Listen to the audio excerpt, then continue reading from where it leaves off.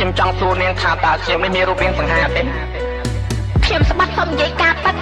លោកគ្មានត្រង់ណាសង្ហានឹកឡានក្រក់ស្រឡាញ់គេតែមិនចេះមកកញ្ចក់ខ្លួនលើស្ទើរតែកំដងលោតហក់មើលពីយូរហត់ទៅផ្នែកតនិយាយស្រួលបុលទៅថៃមិនចាំបាច់មិនលេងពីបោះសំដីគ្រាន់តែស្រឡាញ់ញូនមកពីខំអីឆ្លើយប្រាប់ឲ្យត្រង់មកឬមិនបានថ្លៃបើសិនពេលនេះបងជាបុរសតែសង្ហារកឲ្យជាអង្គជីវ៉ាជាប់នឹងដែរ14គុណភៈដែលបងតែងគិតតែងប្រាថ្នាតម្លៃស្នេហារបស់យើងក៏លែងមានន័យមិនក៏បងប្រឌីបាត់ទេទៅបញ្ចាក់ស្ដាប់សប្បាយលេងទេបើជាលួច flow ចេញពីស្រុកគេតែមិនណាទេលុយបេះដូងមានមេបើសង្ហាទេ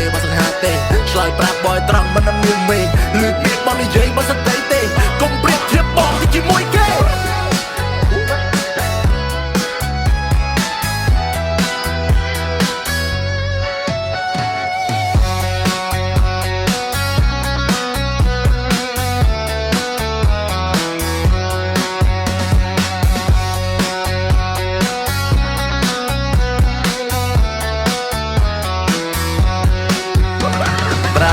បងមិនសង្ហាទេអត់ត្រូវវាយត្រូវខាច់ជាមួយនឹងអូនទេឯគេនោះគេស្អាតសំមានមេតែត្រូវចាំថាសម្រស់គឺមិនថិតថេរ